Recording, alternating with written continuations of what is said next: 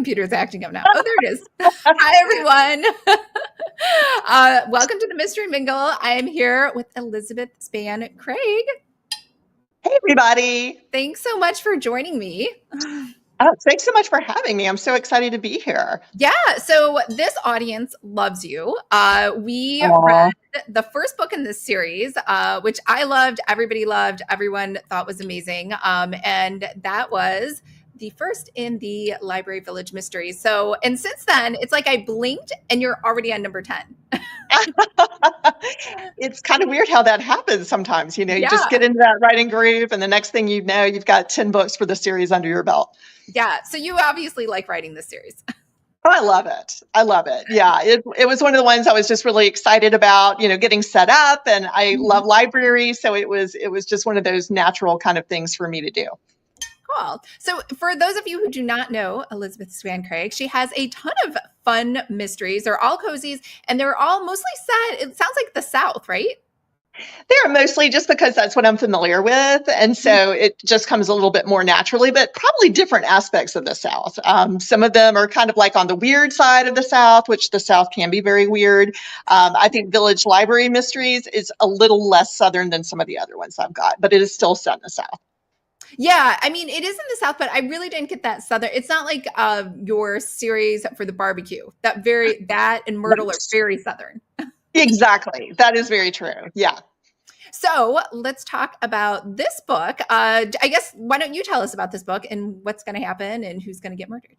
Sure, of course. I'm always happy to do that. There has to be a little murder. Ann Beckett is my librarian sleuth. She's a research librarian in this small southern town in western North Carolina. And she just is going about her business. She's coming back from the gym with her boyfriend, and they're driving the car back, and she sees one of her library patrons walking his dog. It's this elderly man named Linus. And Ivy, his dog, is usually so well behaved, and she's such a sweetheart. And she starts like dragging Linus off, towards this medical clinic. And it's so out of character, and he has like very little control over her, and he's really worried. And so she hops out of the car, and she and Grayson kind of wrangle the dog into Grayson's car and Linus in there.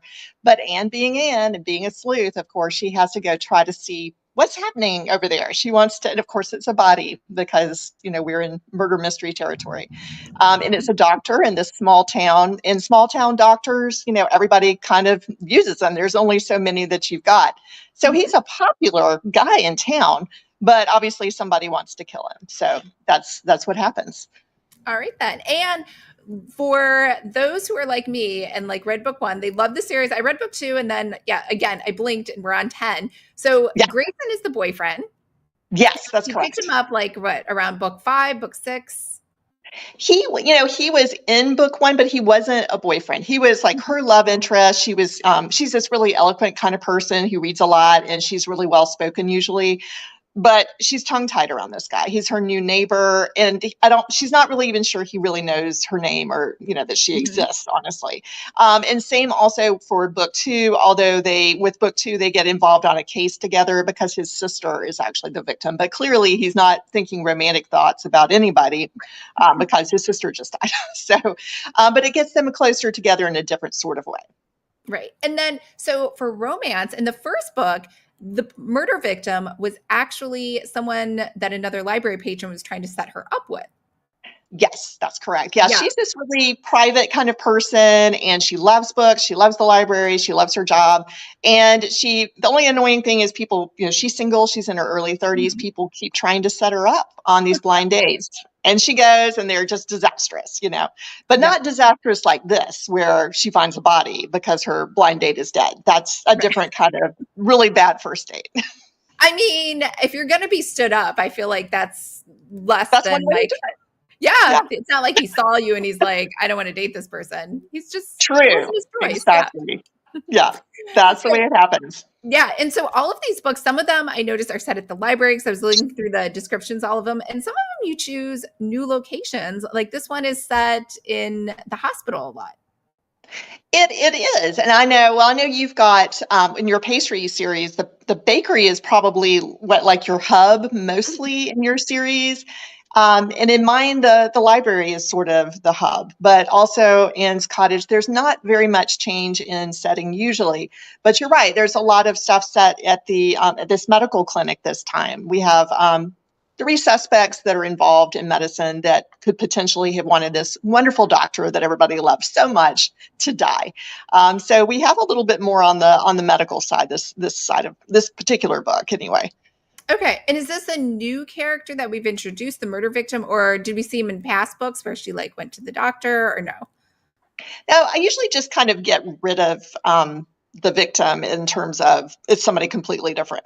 Okay. So it's not someone beloved. Yeah, exactly. Yeah. Okay. I'm a little worried about killing supporting characters off because I work so hard to develop them. So, it's just one of those things where you put some time into it and you're like, okay, and we're just going to let this person go on and on, Okay. if at all possible. All Yeah, right. but they may be suspects sometimes. They're just rarely victims. Got it. I mean, I love that this is in a hospital for this 10th book. Is there any other twists maybe that are different from books 1 through 9 that readers will find in book number 10? With anybody who's familiar with the series, there's this character named Zelda who's sort of an antagonist of my sleuth, and she just kind of gets in Anne's business, and she's very annoying, and she always wants her to join the homeowner association and become on the board, and Anne doesn't have time, and she doesn't want to. But in this particular book, in book 10, she has a bigger role in the book, and I'll kind of leave it at that. But it's a different spin, and it's a slightly different, a different view on their relationship as friends. Okay. Yeah. I mean, I love the Zelda character mostly because my great aunt is named Zelda. And you rarely hear, aside from that one video game, anyone ever using the name Zelda, right? That's true. It's definitely one of those older names, and I have a collection of those because I love using them. Yeah, they're great. I mean, another one for you is her sister is named Iola. Right. Yeah, and I've got Irma's. I've got like this huge collection of old Southern names. I've gone back in the family tree and looked them up and been like, oh wow, there's some great names in here. Nice. And so can readers pick up book number 10 without reading books 1 through 9? I think so. I try really hard to make that work because I read books out of order. I'm reading Tara French's mystery series out of order right now, just because mostly some of the books were available at the library and some of them were not. I was going to have to wait. And I started reading them. And I was like, no, I just want to keep on reading them. I don't want to have to wait for book 2. I'll just go ahead and read book 4.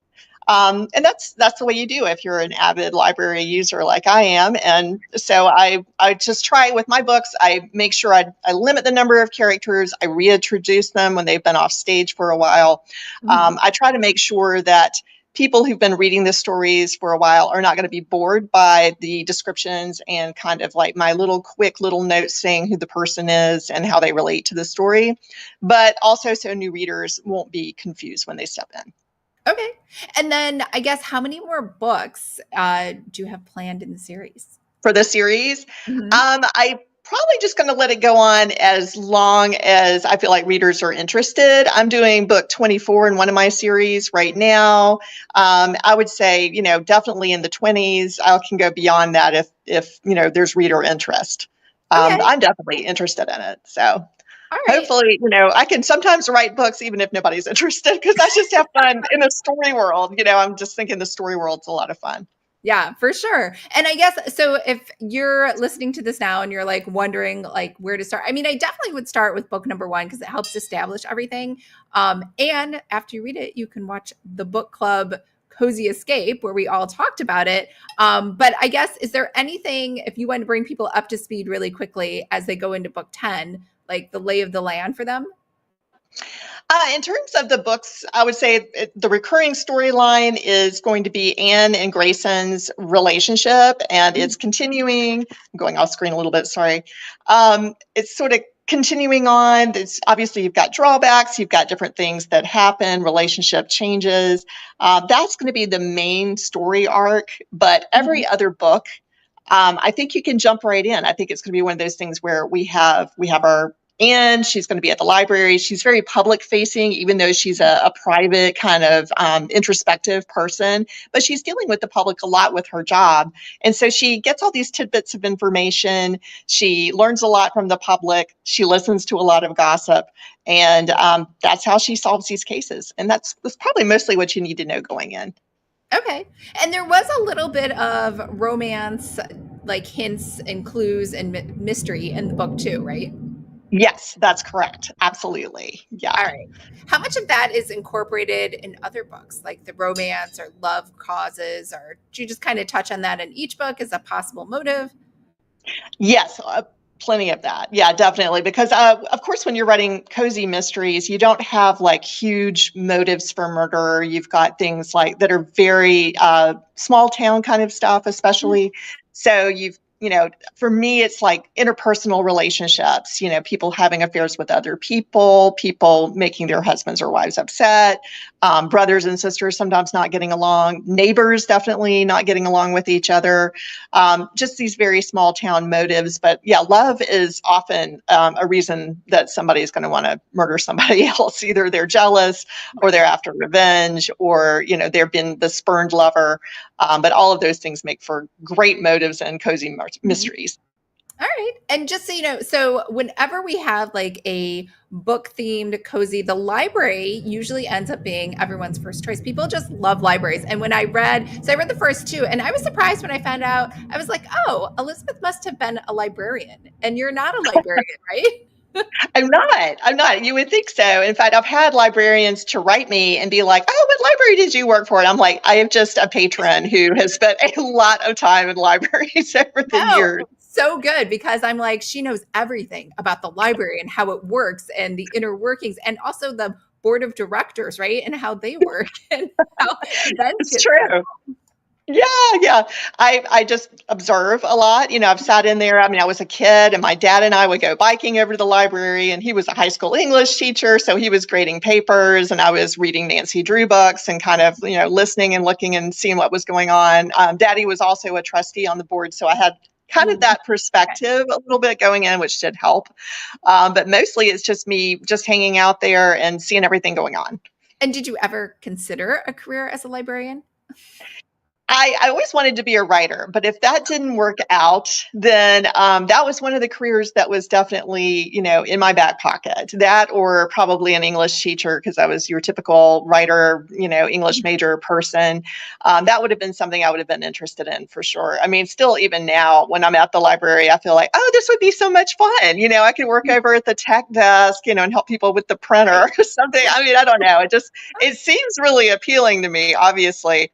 But then when I write these stories and I'm talking about all the disasters going on that can happen in the library, I think that's what the most of the librarians are relating to. And they're like, oh yeah, you know exactly what's happening, the Mhm. restroom toilet overflowing and whatever it is. I'm like, yeah, I mean, I've just been there and seen y'all deal with that. That's been it. Yeah. So I guess, because there's always a choice when you're writing about books. You can write about bookstores or you can write about libraries. So what do you love about libraries, maybe even more so than bookstores? Not that you I don't think love bookstores. Oh yeah, well, I mean, I love bookstores too, of course. I think it's mostly the hangout aspect. I mean, you go to the library and nobody is looking for you to leave. I mean, you can spend all day there, and at the bookstore, I might feel a little guilty about that, or I might feel a little worried that I need to definitely make a purchase, which Okay. is great. And I love making purchases and supporting my local bookstore, but at the same time, I may not want to do that every single day, or, Mhm. obviously you could end up broke doing that, you know. Right. Where the library, they don't expect you to buy anything. You just show up, you hang out there, you've got your Mhm. laptop, you can do some writing, you can just enjoy life, get stuff done. And when they close, then they'll kick you out. But before then, you can hang out there all day. So obviously you're a member of your local library. How often are you going there? I mean, actually, I've got a book that I need to return to the library probably today. I may do that this afternoon, or tomorrow for sure. So I'm going regularly, but I'm also kind of a digital power user. So Mhm. I'm using it from Overdrive. I use Overdrive. I use Libby for audiobooks. I take classes through the local library, virtual classes that I've needed help with things like spreadsheets before, because obviously English majors don't learn a lot about spreadsheets. I'm about to start learning Spanish through one of their software programs. So I'm somebody who uses it a lot. I also watch TV that way. I've got Hoopla and I've got Canopy for movies. And both of those programs just show amazing art house kind of films or international films. And I love that kind of stuff. So I'm definitely a power user for the library. Yeah, that's a really great point. I think people forget there are many free resources that people are paying for that they probably already get for free through their taxes, through their local library. Exactly. Yeah, I'm a big library promoter too. So I'll be like, oh, yeah, well, my books should be at the library. If they're not, ask them and they'll usually make a purchase if a patron asks. Mm-hmm. Yeah, that's So a good point too. Yeah, sometimes you see I almost said the word card catalog. You see the inventory of books and you're like, oh, they don't have it. Like you could just ask and most people just don't Mhm. bother, right? It's true. Or you could make a request online as well. I do that all the time. If my library doesn't have a book that I'm interested in reading, then I'll just make they have a suggest a purchase tab and I just click Mhm. that and I suggest whatever book that I'm interested in reading that I don't want to buy. Mhm. But not to say I don't buy books, but the library makes it a lot easier on my budget for me to read. I mean, usually I'm reading probably 55, 60 books a year. So that obviously is a helpful thing to be able to do that through the library. And what's your format of choice? Like physical, paperback, ebook, audio? What do you prefer? Mostly ebook. I will have audio for things like if I'm exercising, but I have a Mhm. hard time following fiction on audio for some reason. I read Damon Copperhead, which was Mhm. great on audio. I love that audiobook. I just the way that I do audio is usually just when I'm exercising. I do exercise every morning, but it's for some reason with fiction, I have a harder time keeping the thread. With nonfiction, it's easier for me if I'm, reading a bio, listening to a bio or something. It's a little bit easier for me. I haven't gotten in the habit of listening to an audiobook like when I'm doing housework or driving or something like that. And Mhm. I think my brain's just going too much. So I need to probably figure that out better because that would give me even more reading time if I did that. Yeah, maybe. I mean, there was a year I read 300 books in one year because I was Oh just my listening gosh. to audio all the time. Like when I'm Yeah, vacuuming, brushing my teeth, like there was not a single moment that I wasn't streaming in words. But I would say it wasn't as enjoyable as just sitting with a book with a cup of tea and a hot true. chocolate, and some just relaxing. So sure, Yes. it's I quantity. seem to have a harder time when I'm listening, staying still. Like I have to be moving Oh, around. right. I don't know, my brain's just wired that way or something. Or maybe it's just that I used to listen to music, when I was exercising or walking the dog or whatever. And then if I switch it to audio, I'm still just doing I've got to do the activity. Right. Otherwise, you feel like you're being lectured at. Right, right, exactly. Yeah, that's true. All right. Yeah. So, as an avid library goer and patron and user, how do you decide when a new release comes out that you want to read? Do you wait in the queue for like sometimes I know with mine, I'm like queue 40, it'll tell me you're like number 49 or 87, right? Or do you buy it? Like, how do you make that decision? It's hard. I mean, usually I will wait, but sometimes if it's book whatever in a series that I'll just go ahead and buy it because I'm like, there's no way I'm going to wait because people read a lot slower than we do, apparently. Yeah. I don't know. I'm just like, are they going to really have it for 21 days, the whole 21 days? And then because I always hit return, I'll start something and I'll read it in a couple of days and then I hit return because I'm thinking about the poor next person in the queue who really wants the book. Yeah. So yeah, I don't have patience sometimes for it. And some of the series, I'm like, oh, I've got to read this right away. So I'll just go ahead and buy it. How about you? Do you do the same or? Yeah. Well, I will check Everand too. So I don't know if Okay. you have that. So Scribd, I Everand, you pay $10 a month and it's like a library membership kind of. Oh, that's very cool. I'll have Yeah. to check that out. I probably need more than one source, I'm thinking. Yeah, I will check that. And then so that year I was reading a crazy amount of books. I had like a schedule. I check that, then I check Chirp Books, and then I check there were all Sure. these different services because sometimes they go on sale for like $1. And then you're like, well, Oh, that's I nice. might as well just get it then. Yeah, or like BookBub or a place like Mhm. that. Yeah, yeah, for sure. That's a good plan. I need to do that more. Yeah, yeah. Well, I guess with when you're at the library, I just feel like, and again, I'm old, I'm 49, so I feel like maybe I just like libraries because I grew up with them. I don't know. Do you see like when you're at the library, is it mostly older Gen X or do you see younger Gen Z people showing up? That's, and I've thought a little bit about that. My kids are Gen Z, they're in their 20s, and my daughter used to go to the library a lot to study. It was like a study Mm, place for her. So she used it as a space. My son is a big reader, but I think he's more of a digital user, and he's much more of an Amazon Kindle buyer, I think, in terms of Kindle ebooks. I'm going to say I think probably Gen Z might use Libby for audiobooks. That's my guess because I know audio is pretty big format for that generation. But I don't see them a lot unless they're doing group projects for the high school or something like that, and they're at the library in the afternoon, and I'll see them there. But it's more, again, it's more of like a space, which is fine. mhm. The library is also functioning that way too. So they're mostly using it just to collaborate on a project or something like that when I'm seeing them there. Okay, got it. All right. What do Well, you think? I mean, what's I your view on mean, it? I think they have way more choices than we ever had, right? Like if I wanted to Yeah. listen to something on tape, I'd have to, first of all, I'd have to Yes. check out the tape, which is kind of weird, Yeah. or just listen to it there. And also, who knows if I would even be as into books now if I grew up now because there's YouTube and there's podcasts and there's so many Yes. things streaming. I might never even bother reading a book. It's so true. It's so true. And obviously that's something, the longevity of reading is something that writers worry about a lot. I do see a lot of interest on Wattpad. Mm, That's all pretty much Gen Z, somebody mhm. younger. So, maybe it's just, I don't know, maybe it's just not a library thing, but maybe they're going to be reading, but they'll be reading on different formats, Right. Yeah, different platforms. possibly. Yeah. So let's switch gears and talk about Whitby, which is the setting for this book. So, how much is Whitby like your current town?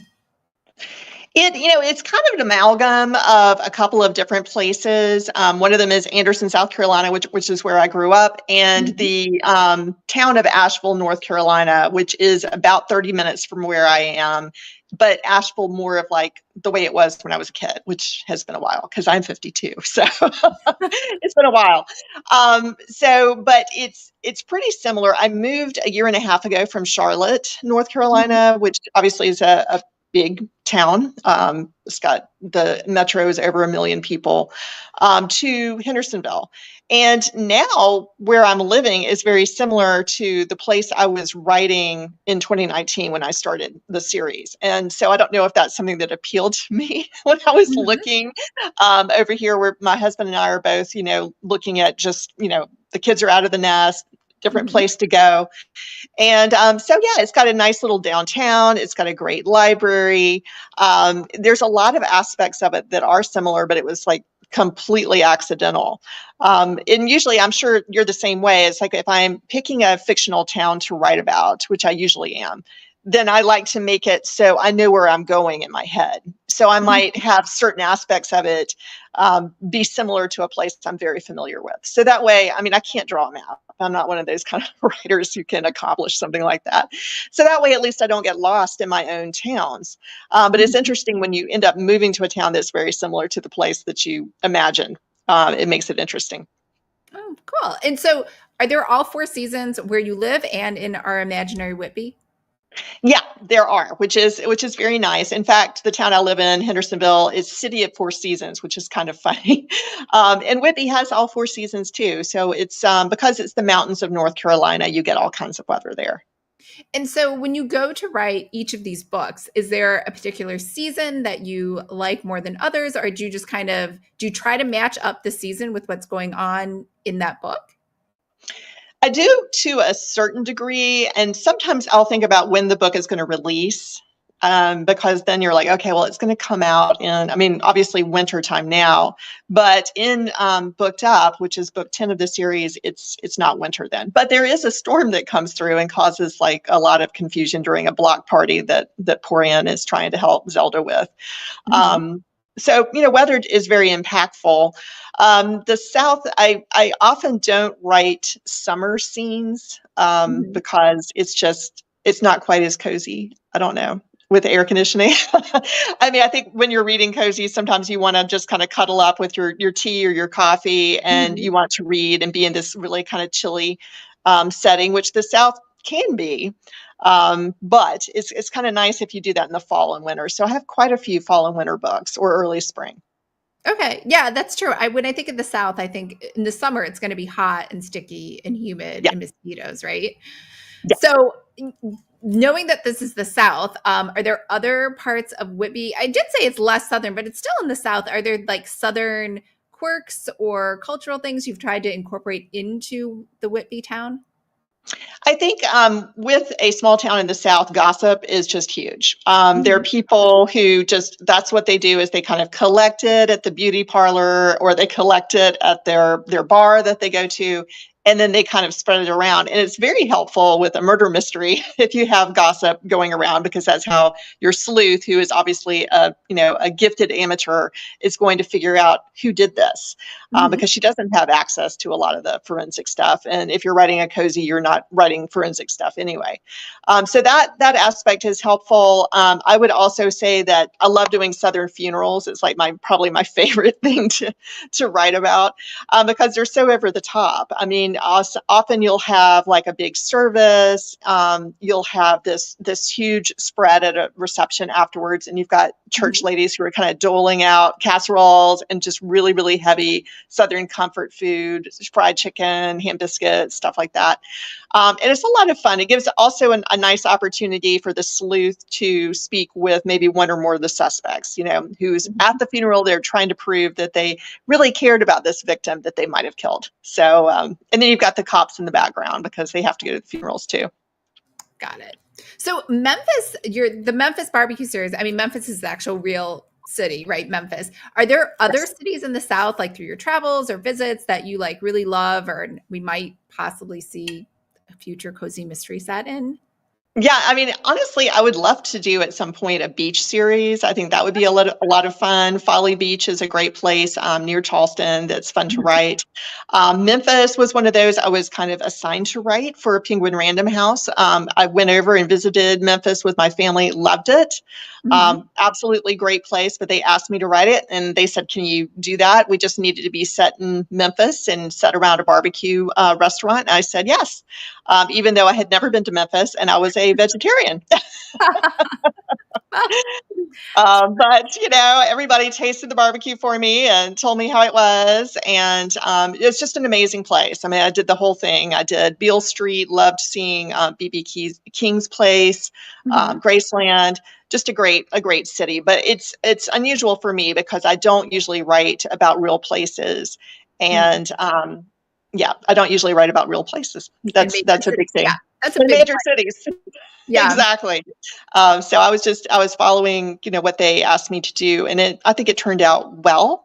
Mhm. But I probably, even if I do a beach, I would probably make it anonymous and just similar to the places that I've been. Yeah. Okay. All right. And so, including in the places you've been, like the characters, I know you said Myrtle's very much like you. Is Anne at all like you, or is she totally different, or someone you aspire to be, or someone you kind of know? She's similar to me in some ways. She's also an introvert. She loves books. She loves the library, but she's more, I guess, public facing, obviously, than I am. I get to stay at home and make stuff up, and Anne has to go out into the public and do things. But she enjoys that part of her job a lot. She's also more curious than I am. I would say we're both observers because obviously most writers are, where we kind of just take stuff in. Mhm. We're watching and listening. I mean, not saying that everything goes into a story, but it just impacts, I think, the way that we write about things or our ideas or inspirations. So in that regard, she is similar to me, but in a lot of ways, she's not. She's obviously a lot younger. She's definitely a more intrepid kind of person. She's chasing down killers and things like that. And she went off and, decided to find out why that dog had, tried to drag its owner over, to the medical clinic. And I never would have done that. I would just been like, let me call the cops. There's something strange Right. going on. Exactly. Yeah, Well, I guess so different. Grayson's with her. Is Grayson a supportive, like part of Team Sleuth, or is he like, don't get yourself into this? Let's just go ahead and leave. He's very supportive. He really just has to be, or I would be irritated with him. That's just, I think that's important for sidekicks. And he's kind of becoming more of a sidekick. He is editor and actually publisher of the local paper. So they're actually working together a little bit. He's able to kind of find tidbits for her, and she's finding tidbits for him that he can check out for stories, articles he writes. So it seems to be a pretty symbiotic relationship right now. Nice. And then, so the local authorities, how do they feel like in book 1 versus now to book 10 with her kind of like doing their job? Yeah, I think they kind of accept it. That's one of those things where I think you have to, when you're reading mysteries, there's a little bit of suspension of disbelief that has to happen there because I have a feeling a lot of Southern police departments would not at all be happy with an amateur sleuth that's helping out. At the same time, to make it better, and I think for writers to make that a little bit more acceptable, she checks in with him. So she's not like this Rambo that goes off on her own to sleuth. And there's a little bit of exchange of information there. He's not going to be able to tell her things that he shouldn't in the course of his investigation, but he's also, realizing she is a gifted amateur and maybe trying to help her out a little bit. Okay, nice. And then let's talk about the most important character in the book, the cat. So in book 1, this is probably a spoiler, but she gets cats. She finds cats in the first book. Where are they by the time we get to book 10? Fitz is still there. He's part of the story. He goes to the library during the day. He comes home with her at night. He's sweet and cuddly. When they go on road trips for the series, he comes along too. And he's just kind of a nice comfort animal. He hangs out at the library. There are people there that seem to need a little bit of TLC, and he makes sure to provide that. I think you have an orange and white cat in your pastry series too, don't you? Yeah, I have. Well, and it's an Abyssinian. It's my cat, which is Lucky, and he's actually named Lucky. So that is so cool. He's a star of the series, of course. But my cat, unlike the library cat, would totally run away if the door was open. So he's not a chill, relaxed cat. Right. Yeah. This is like a very dog-like cat that I have written. I also have an orange and white cat, and she wouldn't do that either. So do you have a dog too, or are you just cats only? I have got 2 cats and a corgi, and the corgi is part of the Southern Quilting series. So the animals are all participating, and giving me inspiration for all their little feline and canine activities for the books. Okay. Cute. All right. So let's just talk about 2024 and what other books are you planning to release this year and in what series? I think I've got 4 more coming out. I might have a 5th this year. So I've got a new series just because I didn't have enough to do. I'm not sure what happened there. So I've got a new series that's starting. I think it's going to come out in April along with a Myrtle Clover. I'm going to release those at the same time because if I start a new series, it helps if it releases at the same time as book 20 something in a series in terms of visibility. So that's the plan for that. So it's called Type A Guide to Solving Murder. Okay. And it's going to release at the same time as a Myrtle. And then in August, I'll probably release another Village Library mystery out of circulation. And then I have got a Southern Quilting Christmas coming out in the fall. I might be able to squeeze another Myrtle Clover out as well. We'll just see how life goes. Okay, so continuing in the current series, not starting a new series this year, though.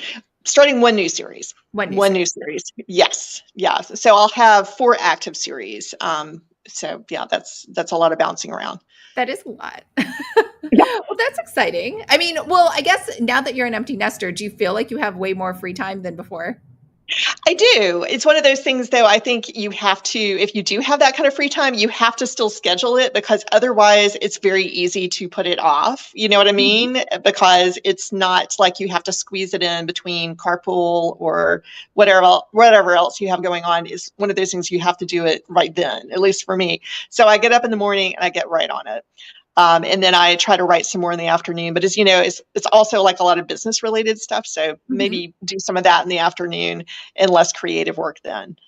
For me, anyway. I don't know. Yeah. If you're a reader, just so you know, this is how I actually found Elizabeth Spann Craig. She is so generous with her knowledge and her time. And there are so many I think there's more blog posts about writing cozy mysteries from you than I've ever seen really from anywhere. even Writer's That's Digest. cool. That's great. No, I love to share tips on it because I enjoy Mhm. reading books. I don't read as many cozies because I'm just kind of worried about cross-pollination. So I'm reading a lot of police procedurals, but I just love them. I've always loved them so much. MC Beaton got me hooked on them. So yeah, I'm glad. I'm glad that those are helpful for people. Nice. And I guess I've been ignoring everyone here. We have Sherry here. We have Diane. Interesting to learn what some of what is considered in writing a book. Rabbit Underground. Karen. Sherry, how do you start plotting a cozy that's already on your blog, right? Because that's a long Yes, question. yeah. I If you look up my website is elizabethspanncraig.com, and if you look up writing the cozy mystery is the tag, and I think there'll be like 15 or 20 posts that'll come up. So, or you can always email me. Yeah. Yeah. Starry Night, understand not being able to listen to audiobooks while doing something else at the same time. It's one or the other for me. Yeah, that does happen. Oh, Robin, your animals can be tax write-offs. That would be nice. Idea. No, it's tax time. That's a good idea. Did you, Starry Night, did you plot out much of your series ahead of time or just one book at a time? I do one book at a time because I really don't have too much of an arc that continues from book to book. So for me, I just do mostly one at a time. All right. And then Tasha. All right. And then, oh, so where can readers find you? You can find me at my website, elizabethspanncraig.com. I'm on Twitter/X, Elizabeth S. Craig. I'm on Facebook as Elizabeth Spann Craig author, and anywhere else you want to find me, if you just go to my website, you can find my email address and everything else there. So just reach out and get in touch. I'm always happy to talk to readers or other writers. Great. And then time for the book giveaway. So if you can pick a number from 1 to 7 for me, Elizabeth. Let's do 7. 7. Okay, 7 is that's Tasha. So Tasha, thanks for showing up. You have won a free copy of Elizabeth's book number 10 in the series, which it doesn't matter. You can start reading book number 10, but I highly recommend going back and reading book number 1 too. Absolutely. All right. Well, thank you so much for being on here. I think everyone loved it. And I hope to talk to you again later this year for another one of your new releases. Well, thanks so much to you, Lisa, and good luck with 2024 for your writing.